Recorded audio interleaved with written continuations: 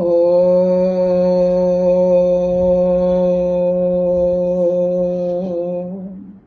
നമാമി നാരായണ പാദപങ്കജം കരോമി നാരായണ പൂജനം സദാ വദാമി നാരായണ നാമ നിർമ്മലം സ്മരാമി നാരായണ തത്വമവ്യയം. എല്ലാ സുഹൃത്തുക്കൾക്കും എൻ്റെ വിനീതമായ നമസ്കാരം. ശ്രീമദ് ഭാഗവതം ദശമസ്കന്ധഃ അഥ ചതുരശീതി തമോധ്യായ. ഇന്ന് നമുക്ക് 84-ാമത്തെ അധ്യായമാണ് ചർച്ച ചെയ്യേണ്ടത്. അപ്പോൾ സമന്ത പഞ്ചകം എന്ന തീർത്ഥസ്ഥാനത്തിൽ കൃഷ്ണനും മറ്റുള്ളവരെല്ലാവരും ഒത്തുകൂടി. അതാണ് നമ്മളിപ്പോൾ ചർച്ച ചെയ്തുകൊണ്ടിരുന്നത് കഴിഞ്ഞ അധ്യായങ്ങളിലൊക്കെ. അപ്പോൾ അങ്ങനെ ഇരിക്കുമ്പോൾ കൃഷ്ണൻ അവിടെ എത്തിയെന്നറിഞ്ഞ് മുനിമാർ കൃഷ്ണനെ കാണാൻ അവിടെ എത്തുന്നു. അപ്പോൾ കൃഷ്ണനും ബലരാമനും ചേർന്ന് അവരെ സ്വീകരിച്ച് പൂജിച്ച് ആദരിച്ചു. എന്നിട്ട് കൃഷ്ണൻ പറഞ്ഞു, തീർത്ഥസ്ഥാനങ്ങൾ, വിഗ്രഹ ആരാധന, തപസ് ഇവ കൊണ്ട് വളരെ കാലം കഴിഞ്ഞു മാത്രമേ അന്ധകരണശുദ്ധി ഉണ്ടാവുകയുള്ളൂ. എന്നാൽ നിങ്ങളെപ്പോലുള്ള സജ്ജനങ്ങളെ കണ്ടാൽ ഉടനെ തന്നെ അന്ധകരണശുദ്ധി ഉണ്ടാകും. അപ്പോൾ ഭഗവാൻ ഈ വിധം സാധാരണ മനുഷ്യനെ പോലെ സംസാരിക്കുന്നത് കണ്ട് മുനിമാർ ഭഗവാനെ സ്തുതിക്കുന്നു. സ്തുതിച്ചിട്ട് പറഞ്ഞു, ഭഗവാന്റെ പാദ പങ്കജ ഭക്തി ഉണ്ടാകാൻ ഞങ്ങളെ അനുഗ്രഹിക്കണമേ എന്നവർ പ്രാർത്ഥിക്കുന്നു. ഇത്രയും ഭാഗമാണ് നമുക്ക് ഇന്ന് ചർച്ച ചെയ്യേണ്ടത്. ഓം നമോ ഭഗവതേ വാസുദേവായ. ശ്ലോകം 1. ഓം നമോ ഭഗവതേ വാസുദേവായ. ശ്രീശുകവാച ശുദ്ധ്വാ പ്രദാ സുബലപുത്ര്യഥ യാജ്ഞസേനീ മാധവ്യത ക്ഷിതിപപത്ന്യ ഉദസ്വഗോപ്യ കൃഷ്ണേഖിലാത്മനി ഹരൗ പ്രണയാനുബന്ധം സർവാ വിസിസ്മുർ അലം അശ്രു കലാകുലാക്ഷ്യഃ. ശുദ്ധ്വാ പൃഥാ സുബലപുത്രി അഥ യാജ്ഞസേനി മാധവി അഥ ക്ഷിതിപപത്ന്യഃ ഉദ സ്വഗോപ്യഃ കൃഷ്ണേ അഖിലാത്മനി ഹരൗ പ്രണയാനുബന്ധം സർവാ വിസിസ്മ്യുഹു അലം അശ്രു കലാകുലേക്ഷ്യഃ. അപ്പോൾ കഴിഞ്ഞ ക്ലാസ്സിൽ നാം പഠിച്ചത് എന്താണ്? കഴിഞ്ഞ ക്ലാസ്സിലും അതിന് മുമ്പ് എടുത്തുള്ള ക്ലാസ്സിലും പഠിച്ചത് പാഞ്ചാലി അല്ലെങ്കിൽ ദ്രൗപദി കൃഷ്ണപത്നിമാരോട് അവർ എങ്ങനെയാണ് കൃഷ്ണനെ വിവാഹം ചെയ്തത് എന്ന് വർണ്ണിച്ചു പറയാൻ പറയുന്നു. അപ്പോൾ അവരോരോരുത്തരായിട്ട് പറയുന്നതാണ് നാം പഠിച്ചത്. അപ്പോൾ എല്ലാവരും പറഞ്ഞത് അവർക്ക് കൃഷ്ണന്റെ ദാസിമാരായിരുന്നാൽ മതി, അല്ലെങ്കിൽ കൃഷ്ണന്റെ പാദപത്മം എപ്പോഴും മനസ്സിൽ അല്ലെങ്കിൽ പാദരേണുകൾ ധരിക്കണം എന്നൊക്കെയാണ് പറഞ്ഞത്.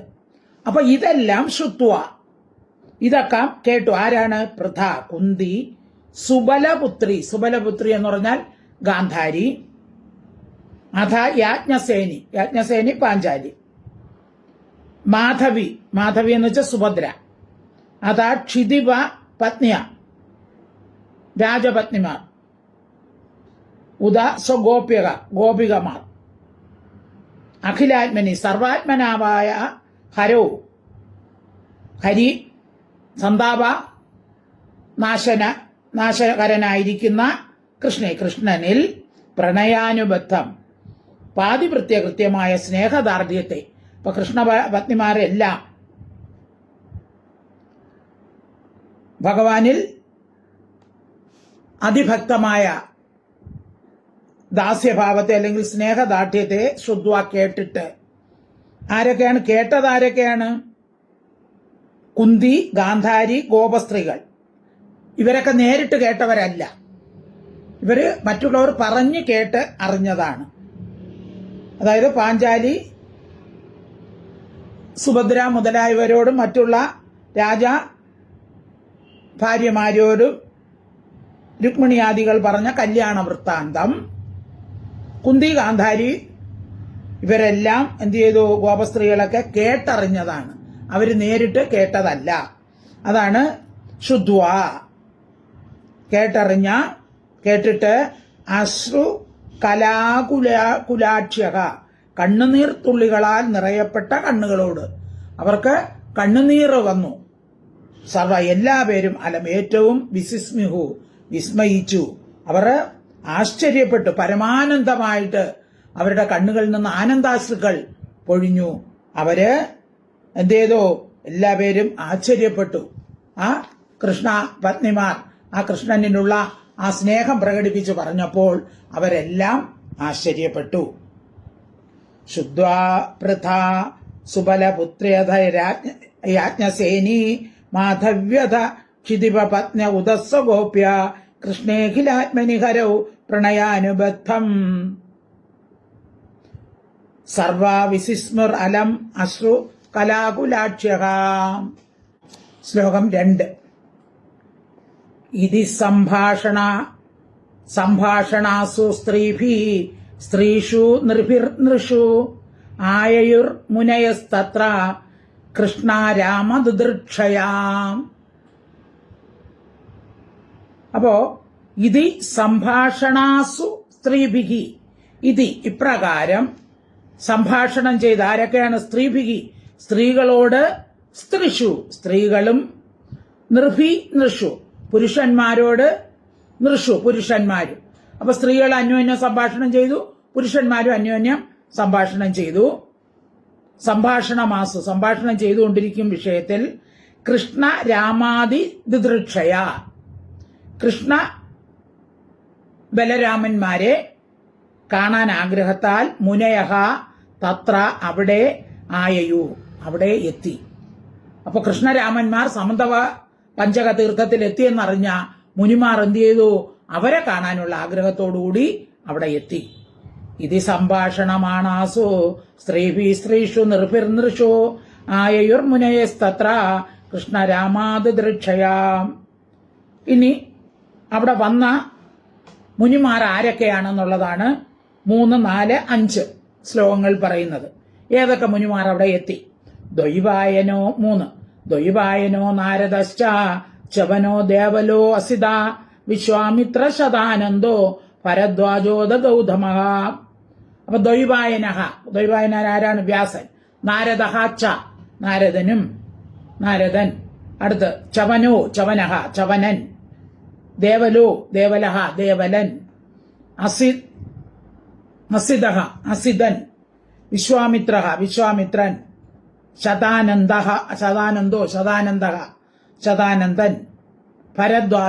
ഭരദ്വാജൻ. അഥ ഗൗതമൻ. അപ്പൊ ഇത്രയും ഋഷിമാറ്. പിന്നെ അടുത്തത് ശ്ലോകം 4. രാമസ ശിഷ്യോ ഭഗവാൻ വസിഷ്ഠോ ഗാലവോ ഭൃഗു പുലസ്ത്യ കശ്യപോ അത്രിശ്ച മാർക്കണ്ഡേയോ ബൃഹസ്പതി. പിന്നെ ആരൊക്കെ വന്നു? രാമഹ. ഇവിടെ രാമൻ എന്ന് പറഞ്ഞത് പരശുരാമനെയാണ്. രാമഹ സശിഷ്യോ ഭഗവാൻ രാമഹ, ഭഗവാനായ പരശുരാമൻ. പിന്നെ സശിഷ്യോ അദ്ദേഹത്തിന്റെ ശിഷ്യഗണം, വസിഷ്ഠൻ, ഗാലവൻ, ഭൃഗു പുലസ്ത്യൻ, കശ്യപൻ, അത്രിയും, അതാണ് അത്രിശ്ച, മാർക്കണ്ഡേയൻ, ബൃഹസ്പതി എന്നിവരും. അടുത്ത 5ാമത്തെ ശ്ലോകത്തിൽ ദിതസ്ത്രിത ചൈഗതശ്ച ബ്രഹ്മപുത്രാസ്തതാംഗിരാഹ അഗസ്ത്യോ യാജ്ഞവൽക്യശ്ച വാമദേവാദയോ വരെ. പിന്നെ ആരൊക്കെ വന്നു? ദിതൻ. അടുത്തത് ത്രിതയാണ് കിടക്കുന്നത്. ത്രിതഹ എന്നുള്ളതാണ്. അപ്പൊ ത്രിതൻ ച ഏകത. ച എന്ന് വെച്ചാൽ അതിൻ്റെ എന്നുള്ള അർത്ഥമാണ്. ച ഏകതൻ. ഏകതനും ബ്രഹ്മപുത്രന്മാരായ സനകാദികൾ 4 പേരുണ്ടല്ലോ. സനകൻ, സനന്ദൻ, സനാതനൻ, സനൽകുമാരൻ. അപ്പൊ അങ്ങനെ 4 പേര്. തഥാ അങ്കിരസ് അഗസ്ത്യൻ യാജ്ഞവൽക്യൻ വാമദേവ ആദയ വാമദേവൻ മുതലായവർ അവരെ പിന്നെയും കുറെ പേരുണ്ട്. അപ്പൊ ഇത്രയും മുനിമാര് അവിടെ വന്നു. 3, 4, 5 ശ്ലോകങ്ങൾ പറഞ്ഞിരിക്കുന്ന മുനിമാരുടെ പേരാണ്. 3, 4, 5 ഒന്നുകൂടെ വായിക്കാം. ദ്വൈപായനോ നാരദശ്ച ചവനോ ദേവലോസിതഃ വിശ്വാമിത്ര ശതാനന്ദോ ഭരദ്വാജോദ ഗൗതമഃ രാമസ ശിഷ്യോ ഭഗവാൻ വസിഷ്ഠോ ഗാലവോ ഭൃഗോ പുലസ്ത്യ കശ്യപോത്രിശ്ച മാർക്കണ്ഡേയോ ബൃഹസ്പതിഃ ദിദാസ്ത്രിത ചൈകതശ്ച ബ്രഹ്മപുത്രാസ്തദാംഗിരാः അഗസ്ത്യോ യാജ്ഞവൽക്യശ്ച വാമദേവാദയോ പരേ. ശ്ലോകം 6. താൻ ദൃഷ്ട്വാ സഹസോത്ഥായ പ്രാഗാസീനാ നൃപാദയാ പാണ്ഡവാ കൃഷ്ണരാമൗ ച പ്രണമേർ വിശ്വവന്ദിതാൻ. രാമ താൻ ദൃഷ്ട്വാ സഹസോ ഉത്ഥായ പ്രാഗാസീന നൃപാദയഃ. പ്രാഗാസീന മുമ്പേ ഇരിക്കുന്ന നൃപാദയ രാജാക്കന്മാർ മുതലായവരും പാണ്ഡവന്മാരും കൃഷ്ണരാമന്മാരും വിശ്വവന്ദിതാൻ ലോകത്തിൽ വന്ദിക്കപ്പെടുന്ന താൻ അവരെ ആരെ ഈ മുനിമാരെ ദൃഷ്ടുവ കണ്ടിട്ട്, അതായത് അവിടെ ഇരുന്ന എല്ലാവരും കൃഷ്ണരാമന്മാരടക്കം രാജാക്കന്മാരും എല്ലാവരും അവരെ കണ്ടിട്ട് സഹസ പെട്ടെന്ന് തന്നെ ഉത്തായ എഴുന്നേറ്റിട്ട് പ്രണയമോ അവരെ നമസ്കരിച്ചു. ഈ വന്ന മുനിമാരെ എല്ലാം വലിയ ഋഷീശ്വരന്മാരാണ്. അവരെല്ലാം നമസ്കരിച്ചു. താൻ ദൃഷ്ട്വാ സഹസോത്ഥായ പ്രാഗാസീന നൃപാദയഃ പാണ്ഡവാ കൃഷ്ണരാമൗ ച പ്രണേമുർ വിശ്വവന്ദിതാൻ. ശ്ലോകം 7. താൻ ആനർച്ചുർ യഥാ സർവേ സഹ രാമോ അച്യുതോ അർച്ചയത് സ്വാഗത ആസന പാദ്യാർഘ്യ മാല്യ ധൂപ അനുലേപനൈഃ. താൻ ആനർച്ചു ഹു യഥാ സർവേ എല്ലാവരും താൻ അവരെ യഥാ ആനർച്ചു പൂജിച്ചതുപോലെ. അപ്പൊ എല്ലാവരും മുനിമാരെ കണ്ടപ്പോൾ അവരെ വന്ദിച്ചു പൂജിച്ചു. അതുപോലെ സ രാമോ അച്യുതോ അർച്ചയൻ. അപ്പൊ രാമനും കൃഷ്ണനും അവര് അവതാരങ്ങൾ മൂർത്തികളാണെങ്കിലും മറ്റുള്ളവരെ പോലെ തന്നെ അവരും എന്ത് ചെയ്തു? സ്വാഗത ആസന പാദ്യ അർഘ്യ മാല്യ ധൂപാനുലേപന. സ്വാഗതം അവർക്ക് ഇരിപ്പിടം കൊടുത്തു. പാദ്യം അർഘ്യം മാല്യം ധൂപം അനുലേപനം എന്നിവ കൊണ്ട് അവരെ പൂജിച്ചു. അപ്പൊ ഇങ്ങനെ വരുമ്പോൾ കാല് കഴുകി അവർക്ക് പൂജാതി സാധനങ്ങളൊക്കെ സമർപ്പിച്ച് മാല ചാർത്തി അലങ്കരിച്ച് ചന്ദനമൊക്കെ തേച്ചു കൊടുക്കുക പതിവാണ് വിശിഷ്ട വ്യക്തികൾ വരുമ്പോൾ. അപ്പൊ അങ്ങനെ മറ്റുള്ളവർ ചെയ്തതുപോലെ കൃഷ്ണരാമന്മാരും ചെയ്തു. താൻ അർച്ചുര്യഥാ സർവേ സഹരാമോ അച്യുതോ അർച്ചയത് സ്വാഗതാസന പാദാർഘ്യ മാല്യധൂപാനുലേപനൈഃ. ശ്ലോകം 8. ഉവാച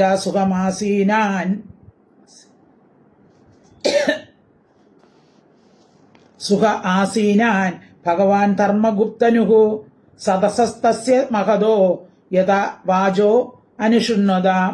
ഉവാച സുഖ ആസിനാൻ ഭഗവാൻ ധർമ്മഗുപ്തനു.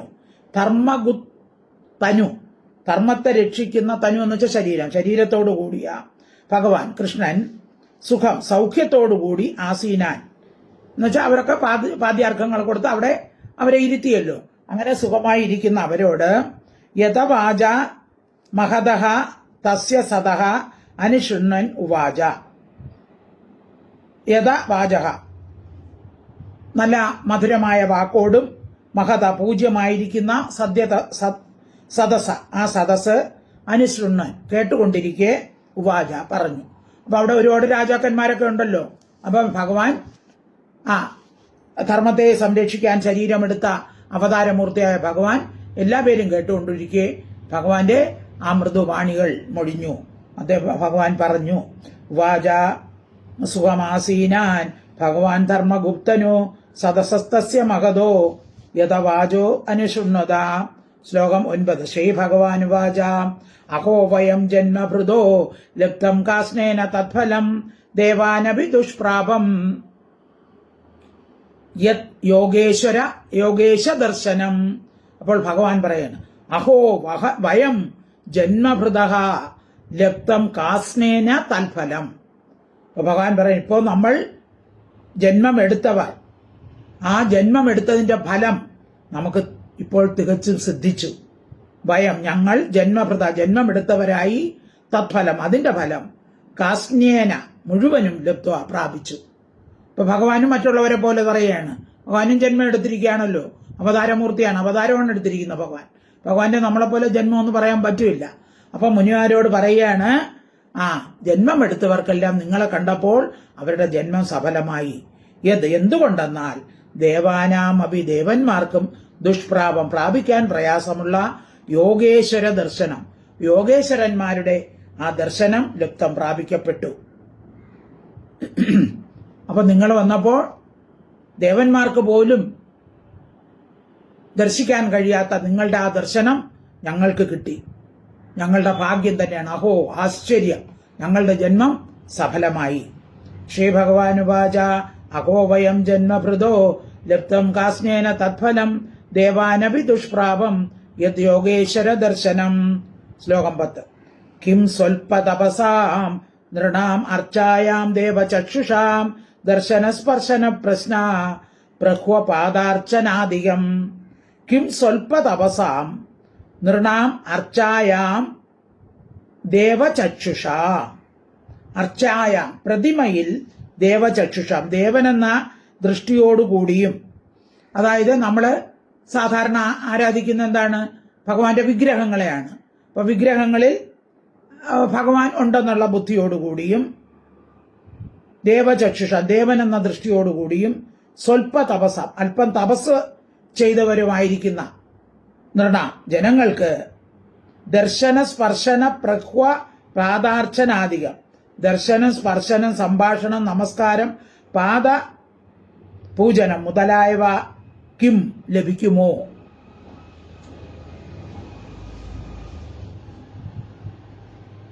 എന്ന് ചോദിക്കുകയാണ്. അതായത് പ്രതിമകളിൽ നമ്മൾ ഭഗവാൻ ഉണ്ടെന്നുള്ള ബുദ്ധിയോടുകൂടി തീർത്ഥസ്നാനങ്ങളിൽ പോയി തീർത്ഥസ്നാനം നടത്തി അല്പം തപസ് ചെയ്തുകൊണ്ടിരിക്കുന്ന മനുഷ്യർക്ക് നിങ്ങളെ കാണാനും തൊടാനും കുശലപ്രശ്നം ചെയ്യാനും നമസ്കരിക്കാനും പാദപൂജ ചെയ്യാനും മറ്റും സാധിക്കുകയില്ല എന്ന് പറയുകയാണ്. അതാണ് പാദപൂജനം മുതലായവയ്ക്കും ലഭിക്കുമോ? ഇല്ല, സാധിക്കുകയില്ല. അതായത് മഹാപുണ്യം ചെയ്യാത്തവർക്ക് സാധിക്കുകയില്ല. അപ്പൊ ഞങ്ങളൊക്കെ മഹാപുണ്യം ചെയ്തവരാണ്, അതുകൊണ്ടാണ് നിങ്ങളുടെ ദർശനവും സ്പർശനവും പാദപൂജനത്തിനുമൊക്കെ ഞങ്ങൾക്ക് അവസരം ലഭിച്ചതെന്ന് ഭഗവാൻ മുനിമാരോട് പറയുകയാണ്. കിം സ്വൽപ തപസാം നൃണാം അർച്ചായാം ദേവചക്ഷുഷാം ദർശന സ്പർശന പ്രശ്ന പ്രഹ്വ പാദാർച്ചനാദികം. ശ്ലോകം 11. നഹ്യമ്മയാനി തീർത്ഥാനി ന ദേവോ മൃത്ശിലാമയാഹ ന പുനന്തി ഒരു കാലേന ദർശനാദേവ സാധവക. പ്രധാനപ്പെട്ട വരിയാണ് ഭഗവാൻ പറയുന്നത്. നഹി അമ്മയാനി തീർത്ഥാനി ന ദേവത മൃത് ശിലാമയാഹ തേ പുനന്തി ഒരു കാലേന ദർശനാദ് ഏവ സാധവക. നഹി അമ്മയാനി തീർത്ഥാനി. അപ്പൊ ജലമയങ്ങൾ, അതായത് ജലം നിറഞ്ഞിട്ടുള്ള തടാകങ്ങൾ, അത് തീർത്ഥങ്ങൾ തന്നെയാണ്. പക്ഷേ അതിനൊന്നും ഇതുപോലെ പെട്ടെന്ന് മനുഷ്യരെ ശുദ്ധീകരിക്കാൻ സാധിക്കുകയില്ലെന്ന്. അതാണ് ജലമയങ്ങൾ നഹി തീർത്ഥാനെ, തീർത്ഥങ്ങളല്ലയോ അത് തീർത്ഥമാണ്. മൃച്ഛിലാമയ മണ്ണ് കല്ലുകൊണ്ടുണ്ടാക്കിയ പ്രതിമകൾ ന ദേവന്മാരല്ലയോ. അപ്പൊ മണ്ണ് കല്ലുകൊണ്ടൊക്കെ ഉണ്ടാക്കിയുള്ള പ്രതിമകളിലാണല്ലോ നമ്മൾ പൂജിക്കുന്നത്. ക്ഷേത്രത്തിലിരിക്കുന്ന കല്ലുകൊണ്ടുള്ളല്ലേ. അപ്പൊ കല്ലുകൊണ്ടുള്ള ആ പ്രതിമകൾ നമ്മൾ ഭഗവാൻ എന്നുള്ള രീതിയിൽ പൂജിക്കുന്നു. അവ ദേവന്മാരാണ്. തേ പുനഃ, എന്നാൽ അപ്പൊ നമ്മള് തീർത്ഥസ്ഥാനങ്ങളിൽ പോയി തീർത്ഥസ്ഥാനങ്ങൾ തന്നെ ഇനി കല്ലുകൊണ്ടും മണ്ണുകൊണ്ടുള്ള പ്രതിമകൾ പൂജിക്കുന്നു. അത് ദേവമയം തന്നെയാണ്. പക്ഷേ അവ ഒരു കാലേന അധിക കാലം കൊണ്ട് പുനന്തി പരിശുദ്ധന്മാരാക്കുന്നു.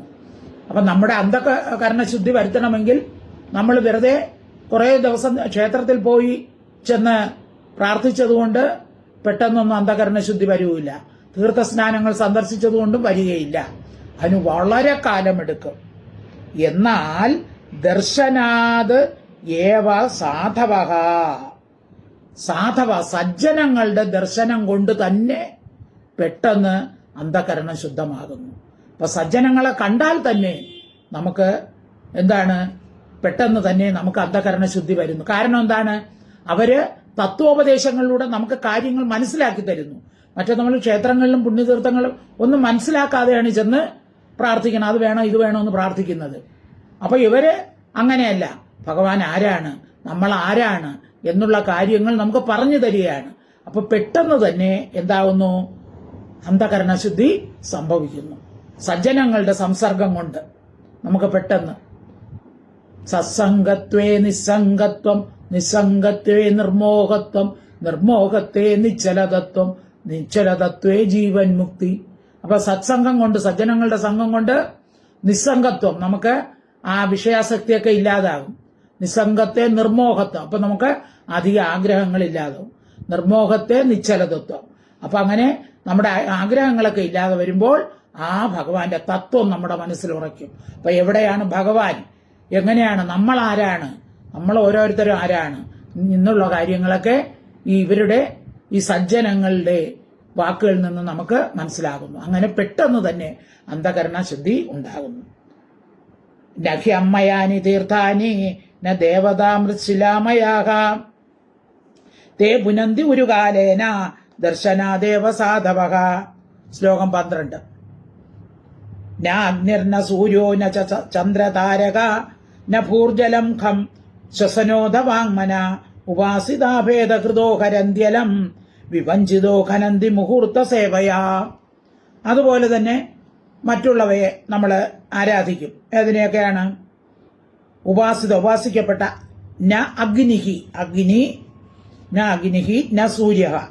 അപ്പൊ അഗ്നിയെ നമ്മൾ ആരാധിക്കും. സൂര്യൻ, സൂര്യ ചന്ദ്രതാരക, ചന്ദ്രൻ നക്ഷത്രങ്ങൾ, നഭൂർ ഭൂമി, ജലം, ഖം ആകാശം, ശ്വസന വായു, അത വാങ് മനഃ വാക്ക് മനസ്സ്.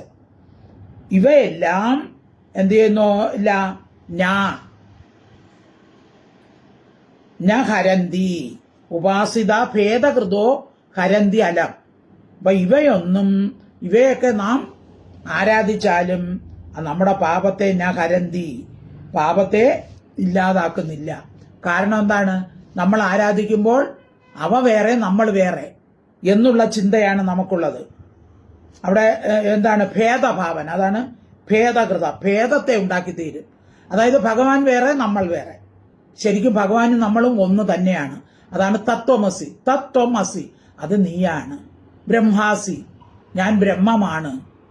അഹം ബ്രഹ്മാസ്മി, ഇങ്ങനെയൊക്കെ ഉള്ളത് തത്വങ്ങള്. അപ്പോ ഈ നക്ഷത്രങ്ങളെ, സൂര്യനെ എല്ലാം ഉപാസിക്കുമല്ലോ.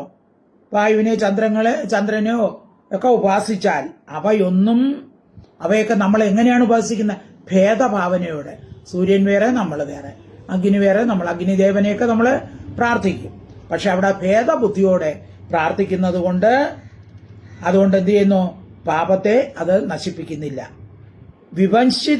വിവശ്ചിത വിദ്വാൻമാർ മുഹൂർത്ത സേവ, അല്പസമയ സേവ കൊണ്ട് ഘ്നന്തി നശിപ്പിക്കുന്നു. അപ്പൊ നമ്മുടെ ഈ ഭേദബുദ്ധി, ഈ വിദ്വാൻമാരല്ലെങ്കിൽ സജ്ജനങ്ങൾ, അവരുടെ സംസർഗം കൊണ്ട് അവർ നമുക്ക് തത്വോപദേശം തരുമ്പോൾ നമുക്ക് കാര്യം മനസ്സിലാവും, നമ്മൾ ആരാണ് എന്നുള്ളത് മനസ്സിലാവും. മറ്റേ നമ്മൾ ഇവയെല്ലാം ഉപാസിക്കുന്നത് കൊണ്ട് നമുക്ക് പെട്ടെന്ന് അന്ധകരണശുദ്ധി വരണമെന്നില്ല.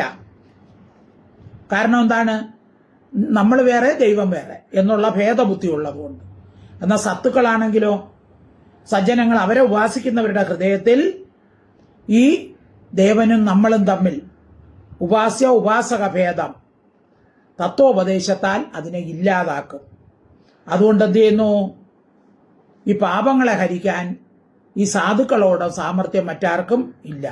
അതിനാൽ സാധുസേവ തന്നെ നമ്മൾ ചെയ്യേണ്ടതാണ് എന്ന് പറയുന്നു. നാഗ്നിർന സൂര്യോ ന ചന്ദ്രതാരക ന ഭൂർജലം ഖം ശ്വസനോധ വാങ്മന ഉപാസിതാഭേദകൃതോ ഹരന്ത്യലം വിവശ്ചിതോ ഖനന്തി മുഹൂർത്ത സേവയാ. ശ്ലോകം 13.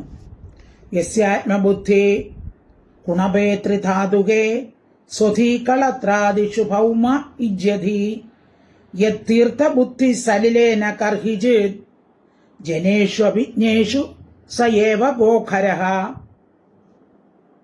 യസ്യ ആത്മബുദ്ധി കുണവേ ത്രിധാതുകേ. യസ്യ ആത്മബുദ്ധി, യാതൊരുത്തന് ആത്മബുദ്ധി ഏതിനോടാണ്? കുണവേ ത്രിധാതുകേ. ത്രിധാതുക, 3 ധാതുക്കൾ. ധാതുക്കൾ, നമ്മുടെ 3 ധാതുക്കൾ എന്ന് പറയുന്നത് വാദം, കഫം, പിത്തം. ഇത് 3മാണ് 3 ധാതുക്കൾ എന്ന് പറയുന്നത്. അപ്പൊ നമ്മുടെ ശരീരത്തിൽ ഈ 3 ധാതുക്കളുമുണ്ട്. അപ്പൊ ഈ 3 ധാതുക്കളോട് കൂടിയ കുണവേ എന്ന് പറഞ്ഞാൽ ജഡശരീരം. നമ്മുടെ ശരീരം എന്ന് പറഞ്ഞാൽ ജഡമാണ്. കാരണം എന്താണ്? മരിച്ചു കിടക്കുമ്പോൾ നമ്മൾ ജഡം, ശവം എന്നേ പറയൂ. പിന്നെ ആത്മചൈതന്യം ഉള്ളിലുള്ളപ്പോഴാണ് നമ്മൾ മനുഷ്യർ എന്ന് പേര് പറഞ്ഞൊക്കെ വിളിക്കുന്നത്. അല്ലെങ്കിൽ പേര് പോലും പറയില്ല, ശവമൊന്നും ജഡമൊന്നേ പറയുള്ളൂ. അപ്പൊ അതുപോലെ 3 ധാതുക്കളോട് കൂടിയ ഈ ജഡശരീരത്തിൽ യസ്യ യാതൊരുത്തൻ ആത്മബുദ്ധി, ആത്മാവെന്നുള്ള നിശ്ചയം. അപ്പൊ പലരും ആത്മാവെന്ന് കരുതുന്ന ആരെയാണ്? ഞാനാണ്. ഞാനെന്ന് പറഞ്ഞാൽ എൻ്റെ പേര്, ഇന്നയാള്, അല്ലെ, രാമൻ, കൃഷ്ണൻ, ഇങ്ങനെ പേര് പറയും. അതാണ് ഞാനെന്ന് പറഞ്ഞാൽ അപ്പൊ ശരീരം. അപ്പൊ ശരീരത്തെയാണ് ആത്മാവെന്ന് ധരിക്കുന്ന ആ നിശ്ചയം. അതുപോലെ സ്വധി കളത്രാദിഷു, ഭാര്യയും പുത്രനിലും സ്വധി, തന്റേതെന്ന ബുദ്ധി. ഇതെന്റെ ഭാര്യ, ഇതെന്റെ പുത്രൻ എന്നുള്ള ബുദ്ധി. ഭൗമേ ഇജ്യധീഹി, ഭൗമ എന്ന് വെച്ചാൽ ഭൂവികാരത്തിൽ, അതായത് മണ്ണ്, കല്ല് മുതലായവയിൽ ഇജ്യധി, ദേവതാബുദ്ധി. അപ്പൊ മണ്ണ്, കല്ലിനെയൊക്കെ ഇതാണ് ഭഗവാൻ എന്ന് പറഞ്ഞ് ആരാധിക്കും. ഇപ്പൊ ഭഗവാൻ എവിടെ ഇരിക്കണമെന്ന് അറിയില്ല. ഈ കല്ലിലാണ്.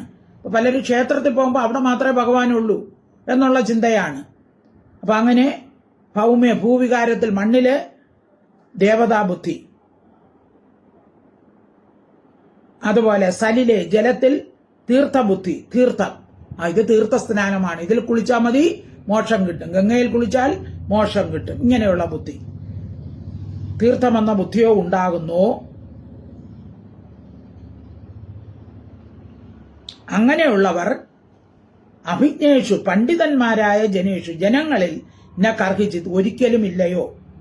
അപ്പൊ ഇങ്ങനെ ശരീരത്തില് ആത്മാവെന്ന് വിചാരിക്കുക, അതുപോലെ എന്റെ ഭാര്യ, പുത്രൻ എന്നുള്ള വിചാരം, അതുപോലെ കല്ല്, മണ്ണ് മുതലവ, അതാണ് വിഗ്രഹങ്ങളിലാണ് ദേവതാബുദ്ധി ഉള്ളവര്. അങ്ങനെയുള്ളവര് എന്താണ്? സജ്ജനങ്ങളെ സേവിച്ചില്ലെങ്കിൽ അവരെല്ലാം കഴുതകൾക്ക് തുല്യമാണെന്നാണ് പറയുന്നത്.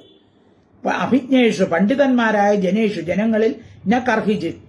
അപ്പൊ സജ്ജനങ്ങളുമായി ന കർഹിച്ചിത്, ഒരിക്കലും അവരുമായിട്ടുള്ള സമ്പർക്കമില്ലെങ്കിൽ സഹയേവ, അവൻ തന്നെ ഗോഖര, പശുക്കൾക്ക് പുല്ല് ചുമക്കുന്ന, ഖര എന്ന് വെച്ചാൽ കഴുത, അവര് കഴുതകളാണെന്ന് പറയാണ്. അപ്പൊ സജ്ജന സംസർഗമില്ലാത്ത ജനങ്ങൾ അവരെന്താണ്? ഞാനെന്ന് പറയുന്ന ശരീരമാണ്, എന്റെ പുത്രൻ, എന്റെ ഭാര്യ എന്നുള്ള ആ ചിന്ത. പിന്നെ തീർത്ഥജലത്തിൽ കുളിച്ചാൽ മതി നമുക്ക് മോക്ഷം കിട്ടും എന്നുള്ളത് വെച്ച് പല തീർത്ഥങ്ങളും ഇങ്ങനെ തേടി നടക്കും, ക്ഷേത്രങ്ങൾ തോറും കയറി ഇറങ്ങി നടക്കും. അങ്ങനെയുള്ളവർ, സത്സംഗത്തിൽ പങ്കെടുക്കാത്തവർ, അപ്പൊ ഈ ബുദ്ധിയോട് നടന്ന് സത്സംഗത്തിൽ പങ്കെടുക്കാതെ സജ്ജനങ്ങൾ പറയുന്നത് കേൾക്കാത്തവർ ആരാണ്? കഴുതകളാണെന്ന്. പുല്ല് ചുമക്കുന്ന വെറും കഴുതകൾ മാത്രം. യസ്യാത്മബുദ്ധി ഗുണഭേതൃധാതുകേ സ്വതീകളത്രാദിഷു ഭൗമൈജ്യധി യഥീർത്ഥ ബുദ്ധി സലിലേന കർഹിചേത് ജനേഷു അഭിജ്ഞേഷു സയേവ ഗോഖര. ശ്ലോകം 14. ശ്രീശുകൗവാചാം നിശമ്യേധം ഭഗവതാ കൃഷ്ണസ്യാകുണ്ഡമേധസഃ വജോദുരന്വയം വിപ്ര തുഷ്ണീം ആസൻ പ്രമധ്യഃ. നിശമ്യ ഇതം ഭഗവതാ കൃഷ്ണസ്യ അകുണ്ഡമേധസഃ. അകുണ്ഡമേധസഃ, അകുണ്ഠമായ മേധയോടുകൂടിയ, അതായത് നാശമില്ലാത്ത ബുദ്ധിയോടുകൂടിയ ഭഗവത, കൃഷ്ണന്റെ. അപ്പൊ കൃഷ്ണന്റെ ചിന്ത ഇതൊന്നുമല്ല. അപ്പൊ കൃഷ്ണന്റെ ചിന്ത എന്ന് പറഞ്ഞാൽ അകുണ്ഠമാണ്, കുണ്ഠതയില്ലാത്തത്, നാശമില്ലാത്ത ആ ബുദ്ധിയോടുകൂടിയ ഭഗവത, കൃഷ്ണസ്യ, ഭഗവാന്റെ ദുരന്വയം, അന്വയിക്കാൻ പ്രയാസമായ വജസിനെ ഇഥം ഇപ്രകാരം നിശമ്യ കേട്ടിട്ട് പ്രമഥിയ ഭ്രമിച്ചിരിക്കുന്ന ബുദ്ധിയോടുകൂടിയവരായി വിപ്ര ബ്രാഹ്മണർ തുഷ്ണീം ആസൻ മിണ്ടാതിരുന്നു. അപ്പൊ സർവജ്ഞനായ ഭഗവാന്റെ വാക്കുകളാണ്. ഈ വാക്കിനെ വിചാരം ചെയ്യാൻ അവർക്ക് ശക്തിയില്ല. ഭഗവാൻ പറയുന്ന കാര്യങ്ങൾ ശരിക്കും അതിന്റെ രീതിയിൽ മനസ്സിലാക്കാൻ അശക്തരായതുകൊണ്ട് ബുദ്ധിഭ്രമത്തോടുകൂടി മുനിമാർ മിണ്ടാതെയിരുന്നു. ശ്രീശുകവാച നിശമ്യേഥം ഭഗവതാ കൃഷ്ണസ്യ ഗുണ്ടമേധസഃ വജോദുരന്യം വിപ്ര തൂഷ്ണീമാസൻ പ്രമധ്യഃ. ശ്ലോകം 15. ചിരം വിമൃശ്യ മുനയ ഈശ്വരസ്യൈഷിതവ്യതാം ജനസംഗ്രഹ ഇത്യൂജു സ്മയന്തസ്തം ജഗദ്ഗുരും.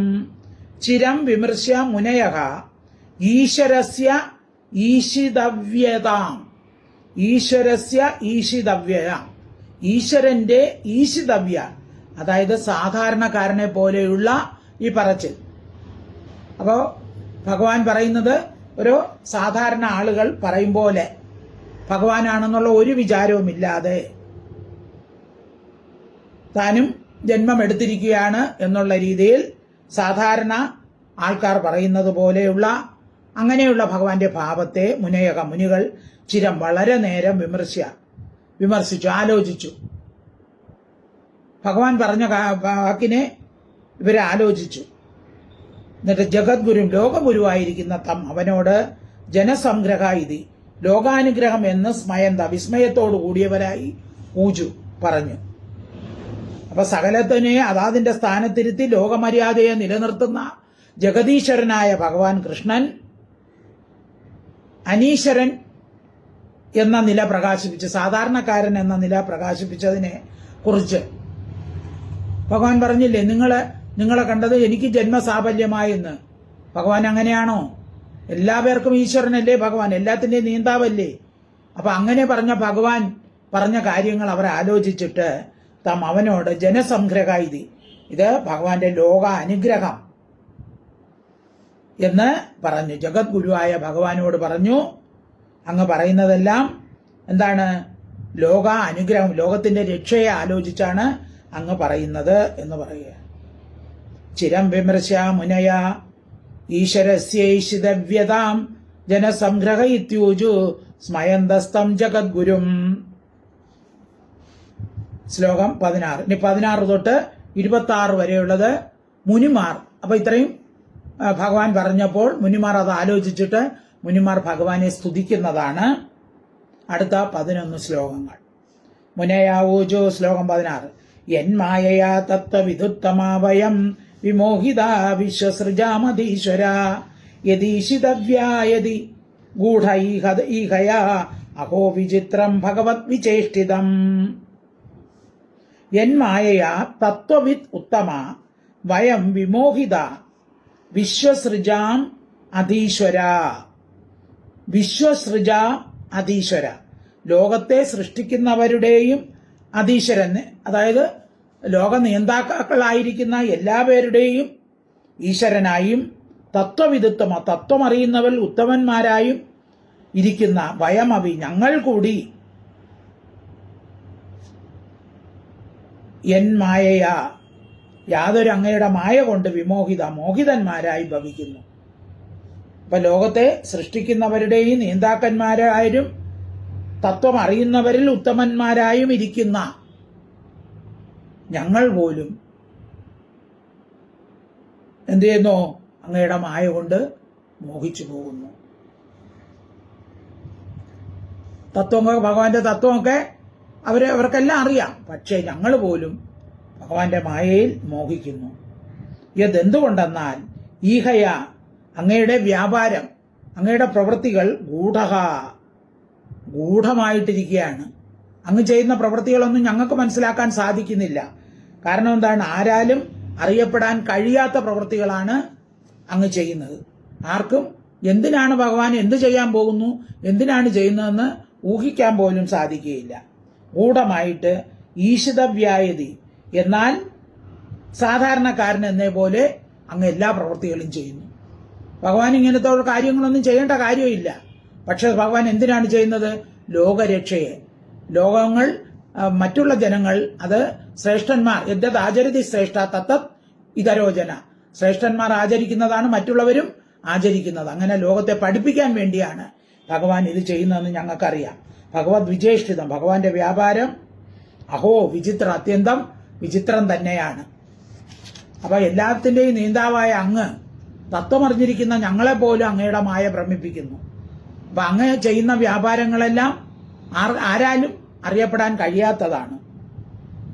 അങ്ങ് സാധാരണക്കാരെ പോലെ എല്ലാം ആചരിക്കുന്നു.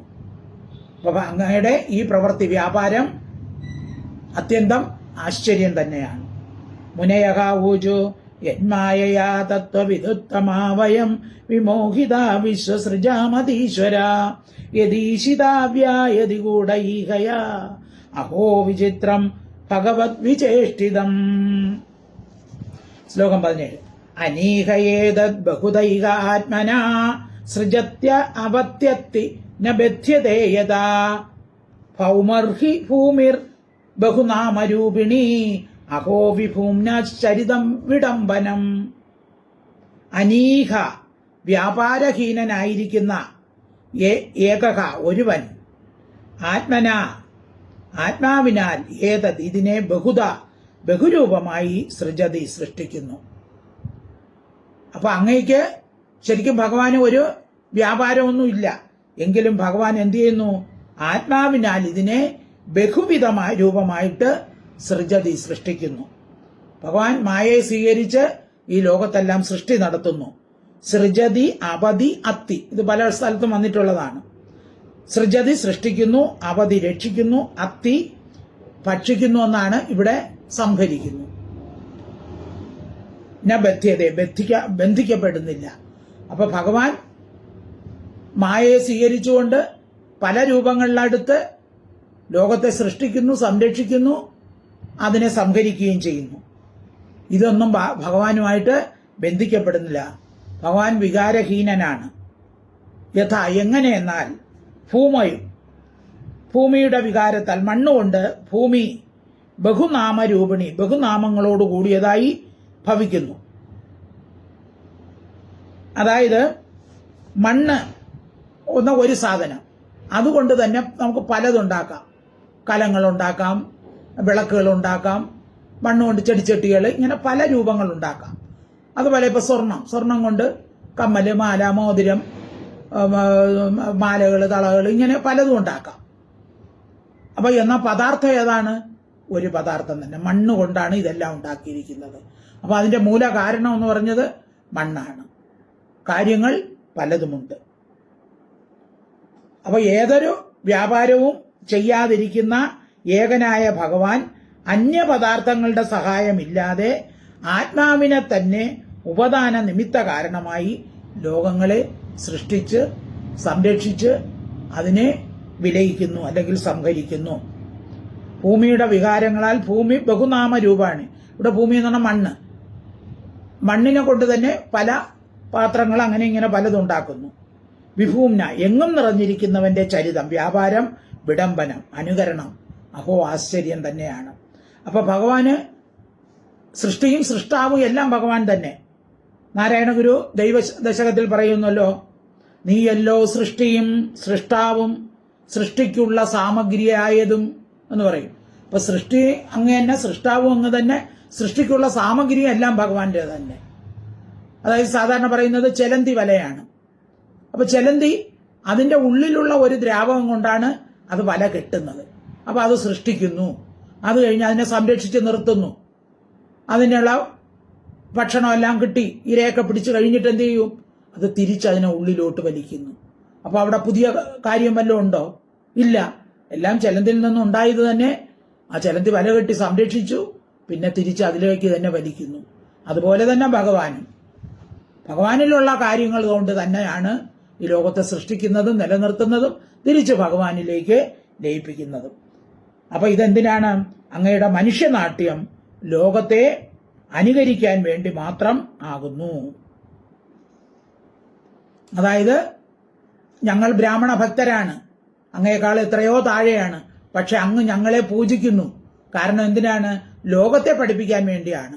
ബ്രാഹ്മണരെ എല്ലാവരും പൂജിക്കണം, മറ്റുള്ളവരും അങ്ങ് ചെയ്തതുപോലെ ആചരിക്കണം എന്ന് വിചാരിച്ചാണ് എന്നത് ഞങ്ങൾ അങ്ങ് സ്തുതിക്കുകയും വന്ദിക്കുകയൊക്കെ ചെയ്യുന്നതെന്ന് ഞങ്ങൾക്കറിയാം എന്ന് മുനിമാര് ഭഗവാനെ സ്തുതിച്ചു പറയുകയാണ്. അനീകയേതദ് ബഹുദൈകാത്മന സൃജത്യപത്യത്തിന ബധ്യതേയത ഭൗമർഹി ഭൂമിർ ബഹുനാമരൂപിണി അഹോ വിഭുംന ചരിതം വിഡംബനം. ശ്ലോകം 18. അഥാഭികാലേ സ്വജനാഭിഗുപ്തയെ ബിഭർഷി സത്വം നിഗ്രഹായ ച സ്വലീലയാ വേദപദം സനാതനം വർണ്ണാശ്രമാത്മാ പുരുഷപ്പരോ ഭവാൻ. തഥാപി കാലേ സ്വജനാഭിഗുപ്തയെ തഥാപി എങ്കിലും കാലത്തിൽ സ്വജനാഭിഗുപ്തയെ സ്വജനങ്ങളുടെ രക്ഷയ്ക്കായിക്കൊണ്ടും ഖലനിഗ്രഹായ ദുഷ്ടന്മാരുടെ നിഗ്രഹത്തിനായിക്കൊണ്ടും സത്വത്തെ വിഭർഷി ഭരിക്കുന്നു. അപ്പൊ അങ്ങ് പരിത്രാണായ സാധൂനാം വിനാശായ ച ദുഷ്കൃത. അങ്ങനെയാണ് ഭഗവാൻ യുഗേ അവതാരമെടുക്കുന്നത്, അല്ലേ? ദുഷ്ടജനങ്ങളെ നിഗ്രഹിക്കാനും സജ്ജനങ്ങളെ സംരക്ഷിക്കാനും അങ്ങ് ഓരോ കാലത്തിൽ അവതാരമെടുക്കുന്നു.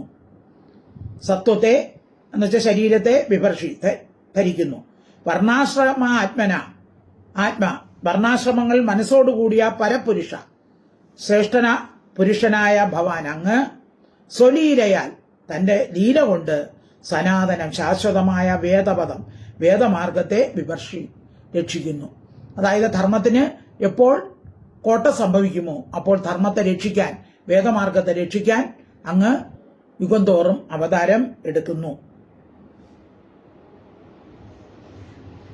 അപ്പൊ ഒരിക്കലും നശിക്കാത്ത വേദ സമ്പ്രദായങ്ങളെ അങ്ങ് നിലനിർത്തുന്നു.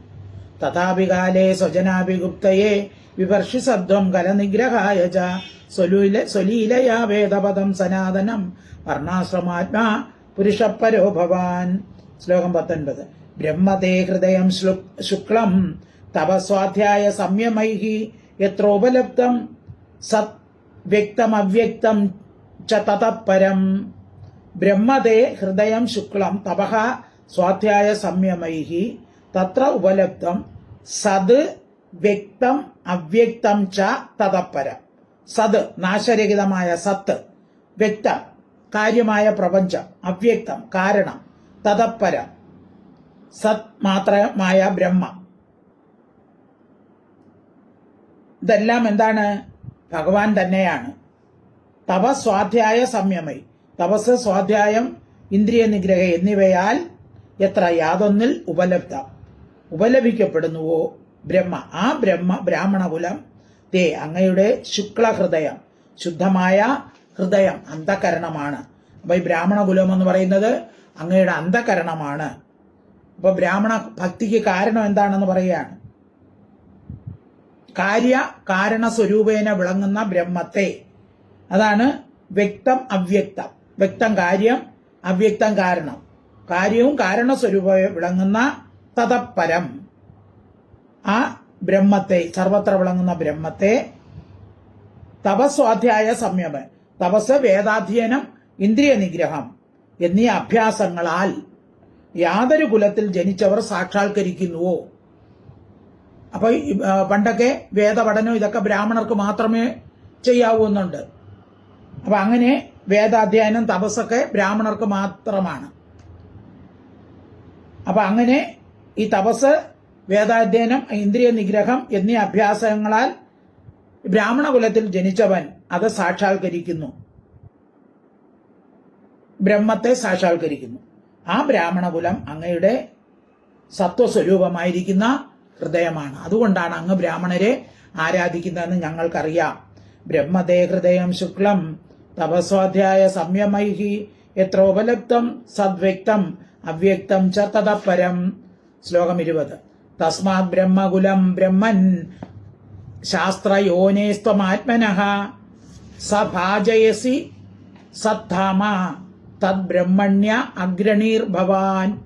തസ്മാത് അതുകൊണ്ട് ബ്രാഹ്മണകുലം ബ്രഹ്മൻ, അല്ലയോ വേദസ്വരൂപ ഭഗവാനെ, ഭഗവാൻ വേദസ്വരൂപനാണ്. അപ്പൊ വേദസ്വരൂപ ശാസ്ത്ര യോനെ, വേദമാകുന്ന പ്രമാണത്തോടുകൂടിയ ആത്മനക അങ്ങയുടെ സദ്ധാമ ശ്രേഷ്ഠമായ ആ സ്ഥാനം ബ്രഹ്മകുലം ബ്രാഹ്മണകുലത്തെ ത്വം അങ്ങ് സഭാജയസി സത്കരിക്കുന്നു. അപ്പൊ സർവകാരണമായിരിക്കുന്ന സത്വസ്തുവായ അങ്ങയെ അറിയിക്കുന്ന പ്രമാണം എന്താണ്? വേദമാണ്. ഈ വേദം പറഞ്ഞു കൊടുക്കുന്ന ആരാണ്? ബ്രാഹ്മണരാണ്. ബ്രാഹ്മണരിലാണ് വേദമിരിക്കുന്നത്. അതുകൊണ്ടാണ് അങ്ങയുടെ ഉപലബ്ധി സ്ഥാനമായ ബ്രാഹ്മണകുലത്തെ പൂജിക്കുന്നത് എന്ന് ഞങ്ങൾക്ക് അറിയാം. അതുകൊണ്ട് ഭഗവാൻ നിന്തിരുവടി ബ്രഹ്മണ്യാഗ്രണി, ബ്രാഹ്മണ ഭക്തന്മാരിൽ അഗ്രണിയാണ്. അപ്പൊ ഭഗവാൻ ബ്രാഹ്മണ ഭക്തന്മാരിൽ വെച്ച് അഗ്രഗണ്യനാണ്. അതുകൊണ്ടാണ് ഭഗവാൻ ബ്രാഹ്മണന്മാരെ പൂജിക്കുന്നത്. അത് വേദമാർഗത്തെ ഉറപ്പിക്കുന്നതിനാണ്. കാരണം വേദത്തിൽ കൂടിയാണല്ലോ ഭഗവാനെ അറിയുന്നത്. വേദങ്ങൾ പറഞ്ഞു കൊടുക്കുന്നത് ആരാണ്? ബ്രാഹ്മണരാണ്. ഇപ്പോഴും എല്ലാവരും പറയും പണ്ടുകാലത്ത് ബ്രാഹ്മണർക്ക് മാത്രമേ വേദാധ്യയനം പാടുള്ളൂ. അപ്പൊ അങ്ങനെയപ്പോ എന്താണ് ബ്രഹ്മം? ഇതൊക്കെ ആര് വഴിയാണ് നമ്മൾ അറിയുന്നത്? ഇതെല്ലാം വേദത്തിൽ കൂടിയാണ് അറിയുന്നത്. ഇത് ബ്രാഹ്മണരാണ് പറഞ്ഞു തരുന്നത്. സത്യജ്ഞാനം അനന്തം ബ്രഹ്മ, സർവം കല്ലിതം ബ്രഹ്മ, ബ്രഹ്മസത്യം ജഗത് മിഥ്യ, ഇതൊക്കെ ആരാണ് പഠിപ്പിച്ചു തരുന്നത്? ബ്രാഹ്മണരാണ്. അപ്പൊ അതുകൊണ്ടാണ് അങ്ങ് ബ്രാഹ്മണരെ പൂജിക്കുന്നതെന്ന് ഞങ്ങൾക്കറിയാം. തസ്മാത് ബ്രഹ്മകുലം ബ്രഹ്മൺ ശാസ്ത്രയോനേസ്ത്വമാത്മനഃ സഭാജയസി സദ്ധാമ തദ്ബ്രഹ്മണ്യാഗ്രണീർഭവാൻ. ശ്ലോകം 21. അദ്യനോ ജന്മസാഫല്യം വിദ്യയാ തപസോദൃശ ത്വയാ സംഗമ്യ സദ്ഗത്യ യദന്തശ്രേയസാംബരാം. അദ്യ നഖ ജന്മസാഫല്യം. അദ്യ ഇപ്പോൾ ഞങ്ങൾക്ക് ഞങ്ങളുടെ ജന്മത്തിന്റെ ഫലമുണ്ടായി. വിദ്യയാ തപസോ ദൃശ ത്വയാ സംഗമ്യ സദ്ഗത്ത യത് അന്തഃ ശ്രേയസാംബരഃ. യത് യാതൊന്നുകൊണ്ടും ശ്രേയസാം ശ്രേയസ്സുകളുടെ അന്തക പരമാവധിയോ സകല ശ്രേയസ്സുകളുടെയും പരമാവധി സ്ഥാനം എവിടെയാണ്? ഭഗവാനാണ്. എല്ലാത്തിൻ്റെയും മൂലകാരണം ഭഗവാനാണ്. സദ്ഗത്യ സത്തുക്കളുടെ പ്രാപ്യസ്ഥാനമായിരിക്കുന്ന അങ്ങയോട് അങ്ങയോട് സംഗമ്യ ചേർന്നിട്ട്. അപ്പൊ ഇവര് പറയാണ് അങ്ങയോട് ചേർന്നിട്ടാണ് അദ്യ ഇപ്പോ ഞങ്ങളുടെ വിദ്യയുടെയും തപസ്സിന്റെയും ദൃഷ്ടിയുടെയും ജന്മസാഫല്യം ജന്മത്തിന്റെയും ഫലം ഉണ്ടായത്. ഭഗവാൻ പറഞ്ഞു നിങ്ങളെ കണ്ടപ്പോൾ എനിക്ക് ജന്മസാഫല്യം ഉണ്ടായി. അപ്പോൾ ഇവര് പറഞ്ഞു ഭഗവാൻ അത് ലോകത്തെ ആചരിക്കാൻ ലോകരൊക്കെ മനസ്സിലാക്കാൻ ബ്രാഹ്മണ പൂജ ലോകരെ മനസ്സിലാക്കിക്കാനാണ് ചെയ്തതെന്ന് ഞങ്ങൾക്കറിയാം. കാരണം ബ്രാഹ്മണരാണ് വേദങ്ങൾ പറഞ്ഞു കൊടുക്കുന്നത്, അതുകൊണ്ടാണെന്നറിയാം. പക്ഷേ എല്ലാത്തിന്റെയും മൂലകാരണം പ്രാപ്യസ്ഥാനം അങ്ങ് തന്നെയാണ്. അദ്യനോ ജന്മസാഫല്യം വിദ്യയാ തപസോദൃശ ത്വയാ സംഗമ്യ സദ്ഗത്യ യദന്തശ്രേയസാപരം. അപ്പൊ അങ്ങനെ അങ്ങയോടുള്ള സംഗമം കൊണ്ട് ഞങ്ങളുടെ ജന്മസാഫല്യം ഞങ്ങളുടെ തപസ്സിനും എല്ലാത്തിനും ഫലം കിട്ടി എന്നാണ് ഞങ്ങൾ വിചാരിക്കുന്നത്. എന്നിട്ട് ഭഗവാനെ പ്രാർത്ഥിക്കുകയാണ്. നമസ്തസ്മൈ ഭഗവതേ കൃഷ്ണായ ഗുണ്ടമേധസേ സ്വയോഗമായയാ ഛന്ന മഹിമ്നേ പരമാത്മനേ. സ്വയോഗമായയാ തന്റെ യോഗമായയാൽ ആച്ഛന്യ മഹിമേ മറയ്ക്കപ്പെട്ട മഹിമയോടുകൂടിയ. അപ്പോ ഭഗവാനെ എല്ലാവർക്കും ദർശിക്കാൻ സാധിക്കാത്ത എന്താണ്? മായ കൊണ്ടാണ്. അപ്പോൾ തന്റെ യോഗമായ കൊണ്ട് മറയ്ക്കപ്പെട്ട മഹാത്മ്യത്തോടു കൂടിയ പരമാത്മാവായും അകുണ്ഠമേധസേ അകുണ്ഠമായ കുണ്ഠതയില്ലാത്ത മേധയോടുകൂടി, അതായത് സർവജ്ഞൻ പരിപൂർണൻ ആയ അങ്ങ് ഭഗവതേ ഷഡ്ഗുണ പരിപൂർണനായ അങ്ങ്. 6 ഗുണങ്ങൾ ഉള്ളവനെയാണ് ഭഗവാൻ എന്ന് പറയുന്നത് അല്ലേ? അത് നമ്മൾ പല പ്രാവശ്യം കേട്ടതാണ്. അങ്ങനെയുള്ള ഭഗവാനായിക്കൊണ്ട് നമസ്കാരം എന്ന് പറയാണ്. അപ്പൊ യോഗമായ പ്രഭാവത്തിൽ മറയ്ക്കപ്പെട്ട മഹിമാവോടും സർവപരിപൂർണനുമായി സർവജ്ഞനായിട്ടും 6 ഗുണങ്ങൾ തികഞ്ഞും ആനന്ദഘനമായിരിക്കുന്ന ഭഗവാനെ അങ്ങേക്കായിക്കൊണ്ട് നമസ്കാരം. നമസ്തസ്മൈ ഭഗവതേ കൃഷ്ണായ ഗുണ്ടമേധസേ സ്വയോഗമായയാ ഛന്ന മഹിമ്നേ പരമാത്മനേ. ശ്ലോകം 23. നയം വിദന്തി അമിഭൂവ ഏകാരാമശ്ച വൃഷ്ണയ മായാജവനികാശ്ചന്ന ആത്മാനം കാലമീശ്വരം. ഇനി ന യം വിദന്തി അമി ഭൂവ ഏക ആരാമഃ ച വൃഷ്ണയഃ മായാജവനികാശ്ചന്നം. മായയാകുന്ന തിരശീല കൊണ്ട് മറയ്ക്കപ്പെട്ടിരിക്കുന്ന ആത്മാനം, സർവാത്മാവായും കാലസ്വരൂപനായും ഈശ്വരം, സർവത്തിന്റെ നേതാവായിരിക്കുന്ന യം യാതൊരുത്തനെ ഏകാരാമ ഒരുമിച്ചിരിക്കുന്ന ഭൂവ രാജാക്കന്മാരും അമീ വൃഷ്ണയ ഈ വൃഷ്ണികളും ഞാൻ വിദന്തി അറിയുന്നില്ല. അപ്പൊ ഈ ഗോപന്മാരും വൃഷ്ണികളും യദുക്കളും പാണ്ഡവന്മാരും ഒന്നും അങ്ങയുടെ മഹത്വം അറിയുന്നില്ല. അങ്ങ് ഭഗവാനാണെന്നുള്ള മഹത്വം അവർ ഒരുമിച്ച് ഭഗവാനോടുള്ളതാണ്, പക്ഷെ അറിയുന്നില്ല എന്ന് പറയുകയാണ്. പക്ഷെ ചില സ്ഥലത്ത് അവര് ഭഗവാന്റെ മഹത്വം അറിഞ്ഞിട്ടുണ്ടെന്ന്, പല കാര്യങ്ങൾ വരുമ്പോൾ ഭഗവാനാണെന്നുള്ള മഹത്വം അറിഞ്ഞിട്ടുണ്ടെന്നും പറഞ്ഞിട്ടുണ്ട്. പക്ഷെ എങ്കിലും ഇവർക്ക് ശരിക്ക് അവർ കൂടെ താമസിക്കുകയാണ്, അവർക്ക് ഭഗവാന്റെ മഹത്വം അറിയാൻ കഴിഞ്ഞിട്ടില്ല. ഒരുമിച്ചിരുന്ന ഇവർക്ക് കൂടി അറിയാതിരിക്കുമ്പോൾ അപ്പം ദൂരെ ഇരിക്കുന്ന ഞങ്ങൾക്ക് എങ്ങനെ ഭഗവാന്റെ മഹത്വം അറിയാൻ കഴിയും എന്ന് മുനികൾ പറയുകയാണ്. ന യം വിദന്തി അമിഭൂവ ഏകാരാമശ്ച വൃഷ്ണയഃ മായാജവനികാച്ഛന്നം ആത്മാനം കാലമീശ്വരം. ശ്ലോകം 24. യഥാശയാന പുരുഷ ആത്മാനം ഗുണതത്വദൃക് നാമമാത്രേ ഇന്ദ്രിയാപാദം ന വേദാരഹിതം പരം. യഥാ ശയാന പുരുഷ ആത്മാനം ഗുണതത്വദൃക് ഗുണകാര്യങ്ങളെ പരമാർത്ഥമായി കാണുന്ന ശയാന പുരുഷ ഉറങ്ങുന്ന മനുഷ്യൻ, അതായത് ഒരാൾ ഉറങ്ങുകയാണ്, സ്വപ്നം കാണുമ്പോൾ ആത്മാവിനെ നാമമാത്രേന്ദ്രിയാപാദം നാമമാത്രമായും ഇന്ദ്രിയങ്ങളാൽ പ്രകാശിക്കുന്നവനായും വേദ അറിയുന്നു. അപ്പോ ഒരാൾ ഉറങ്ങുമ്പോൾ സ്വപ്നം കാണുമ്പോൾ എന്ത് ചെയ്യുന്നു? ആ സ്വപ്നലോകത്ത് സഞ്ചരിക്കുന്നു. അപ്പൊ ഇതൊക്കെ കാണിക്കുന്ന ആരാണ്? ആ പരമപുരുഷനെ അവരറിയുന്നില്ല. രഹിതം അല്ലാത്ത പരനായിട്ട് നവേദ, ആ പരംപുരുഷനാണ് നമ്മുടെ ഉള്ളിലിരിക്കുന്നത്, ആ പരംപുരുഷനാണെന്ന് അറിയുന്നില്ല. ഏതുപോലെ സ്വപ്നത്തിൽ കാണുമ്പോൾ അത് യാഥാർത്ഥ്യമാണെന്ന് അവര് തോന്നുന്നു. അത് സ്വപ്നമാണ് യാഥാർത്ഥ്യമായിട്ട് തോന്നുന്നത്. ശരിക്കും സ്വപ്നം എന്ന് പറയുന്നത് മിഥ്യയാണ്. കാണുന്നത് സത്യമാണെന്ന് അപ്പോൾ കരുതും, പിന്നെ അവരത് ആ സ്വപ്നത്തിൽ മിഥ്യയാണെന്ന് അറിയുന്നില്ല. അപ്പൊ അങ്ങനെ ഇതെല്ലാം കണ്ടുകൊണ്ടിരിക്കുന്ന അവയിൽ നിന്നും വേറിട്ടവൻ ഒരാളുണ്ടെന്നുള്ളത് അവർ മനസ്സിലാക്കുന്നില്ല. എല്ലാം സ്വപ്നമായിട്ട് കാണുന്നു. അപ്പൊ ഈ ലോകമെല്ലാം അവർ സത്യമായിട്ടാണ് കരുതുന്നത്. ഇതെന്നാ സ്വപ്ന സമാനമാണ്, അത് മനസ്സിലാക്കുന്നില്ല. യഥാശയാന പുരുഷ ആത്മാനം ഗുണതത്വദൃക് നാമമാത്രേന്ദ്രിയാപാദം ന വേദരഹിതം പരം. ശ്ലോകം 25. ഏവം ത്വാ നാമമാത്രേഷു വിഷയേഷു ഇന്ദ്രിയൈഹയാ മായയാ വിഭ്രമച്ചിത്തോ ന വേദസ്മൃത്യു ഉപപ്ലവാത്.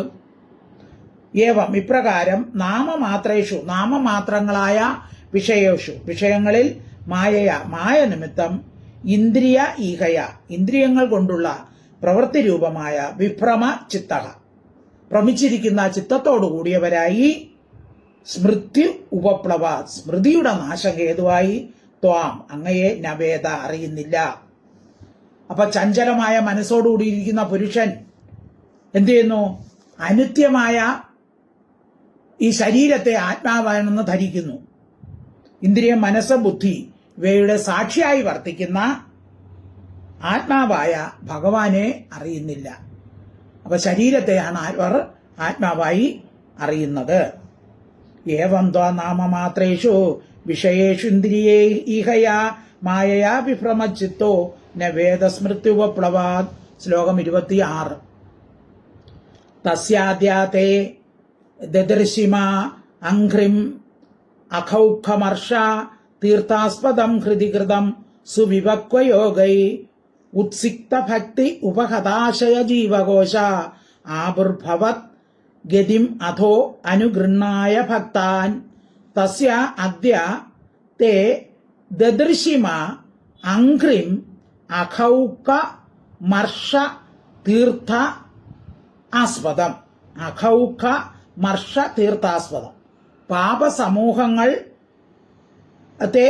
പാപസമൂഹത്തെ നശിപ്പിക്കുന്ന തീർത്ഥത്തിന്റെ സ്ഥാനവും സുവിപക്വയോഗൈ ഏറ്റവും പക്വമുള്ള യോഗത്തോടു കൂടിയവരാൽ ഹൃദയത്തിൽ വയ്ക്കപ്പെട്ടതുമായ തസ്യത്തെ അങ്ങയുടെ അംഘ്രി പാദത്തെ അദ്യ ഇന്ന് ദദൃശിമ ഞങ്ങൾ കണ്ടു. അപ്പൊ എങ്ങും നിറഞ്ഞിരിക്കുന്ന ആത്മാവായിരിക്കുന്ന ആരാലും അറിയപ്പെടാതിരിക്കുന്ന അങ്ങയുടെ ആ പാദകമലത്തെ, അത് ബഹുജന്മത്തെ പുണ്യം കൊണ്ട് മാത്രമേ ആ പാദകമലത്തെ കാണാൻ സാധിക്കുകയുള്ളൂ. യോഗിമാർ ധ്യാനത്തിൽ അവരുടെ ഹൃദയത്തിൽ ഉറപ്പിച്ചിരിക്കുന്നതാണ് ഭഗവാന്റെ ആ പാദമൂലം. യോഗീന്ദ്രാണാം തദംഗേഷ അധിക സുമധുരം മുക്തിഭാജാ നിവാസോ ഭക്താനാങ്കാമ വർഷ ദ്വിതരകിസലം. നാഥത്തെ പാദമൂലം, അങ്ങനെയുള്ള അങ്ങയുടെ പാദമൂലം ഇന്ന് ഞങ്ങൾ കണ്ടു, ഞങ്ങൾ കൃതാർത്ഥരായി. അംഘ്രി പാദത്തെ അദ്യ ഇന്ന് ദദൃശിമ ഞങ്ങൾ കണ്ടു. ഉത്സിക്ത ഭക്തി ഉപഹത ആശയ ജീവകോശ. അപ്പോ ഭക്തിയാൽ, അങ്ങയിലുള്ള പരമപ്രേമ ഭക്തി കൊണ്ടാണ് ഈ പാപങ്ങളൊക്കെ ഇല്ലാതാക്കി അന്ധകരണശുദ്ധം ഉണ്ടാകുന്നത്. അപ്പൊ അജ്ഞാന ആവരണം ഉള്ളതുകൊണ്ടാണ് നമുക്ക് ആത്മാവിനെ കാണാൻ സാധിക്കാത്തത്. അപ്പോൾ ഭഗവാന്റെ ആ ഭക്തി കൊണ്ട്, പ്രേമലക്ഷണമായ ഭക്തിയുടെ ആധിക്യം കൊണ്ട് ഈ അജ്ഞാനം ഇല്ലാതാകുന്നു. അങ്ങനെ അജ്ഞാനത്തെ നശിപ്പിക്കാൻ അങ്ങയുടെ പാദത്തിൽ വർദ്ധിച്ചു വരുന്ന ഭക്തി ഞങ്ങൾക്ക് ഉണ്ടാകണമേ. അജ്ഞാനം നശിച്ചാൽ മാത്രമേ ആ ഭഗവത് സ്വരൂപത്തെ നമുക്ക് ശരിയായിട്ട് കാണാൻ സാധിക്കുകയുള്ളൂ. അപ്പൊ ആ വരണം മാറ്റിയാൽ മാത്രമേ സായുജ്യം സിദ്ധിക്കുകയുള്ളൂ. അതുകൊണ്ട് അങ്ങയുടെ പാദഭക്തി ഉണ്ടാകാൻ അനുഗ്രഹിക്കണമേ എന്ന് പറയുകയാണ്. ശ്രീകൃഷ്ണ ത്വത്പദോപാസനം അഭേദമം. ഭഗവാന്റെ പാദമാണ് അഭേദമം. അതുപോലെ ത്വത്പദപ്രേമ ഭക്തിരസാർദ്രതാദൃതതരം. അങ്ങയുടെ പ്രേമഭക്തി, ഏതില് പാദങ്ങളിലുള്ള പ്രേമഭക്തി ഉണ്ടാകണമേ എന്ന് ഭട്ടതിരിപ്പാട് പറയും പോലെ, അതുപോലെ തന്നെയാണ് ഇവിടെ മുനികളും പറഞ്ഞ് അവരുടെ പ്രാർത്ഥന അവസാനിക്കുന്നത്. ഇപ്പോ ജന്മ സാഫല്യം കൊണ്ട് ഞങ്ങൾക്ക് അങ്ങയുടെ പാദം കാണാൻ കഴിഞ്ഞു. ഇനിയും അങ്ങയുടെ ഈ പാദമൂലം അജ്ഞാനത്തെ ഇല്ലാതാക്കുന്ന ഈ പാദഭക്തി ഞങ്ങൾക്കുണ്ടാകാൻ ഞങ്ങളെ അനുഗ്രഹിക്കണമേ എന്ന് പ്രാർത്ഥിക്കുന്നു. തസ്യാദേതേ ദദൃശിമ അംഘ്രിമ അഖൗഖമർഷ തീർത്ഥാസ്പദം ഹൃതികൃതം സുവിപക്വയോഗൈ ഉത്സിക്ത ഭക്തി ഉപകഥാശയ ജീവകോശ ആവിർഭവദ്ഗതിമധോ അനുഗൃഹായ ഭക്താൻ. സർവത്ര ഗോവിന്ദ നാമ സങ്കീർത്തനം. ഗോവിന്ദ ഹരി ഗോവിന്ദ. ഹരി ഓം തത്സത്, ഹരി ഓം തത്സത്, ഹരി ഓം തത്സത്.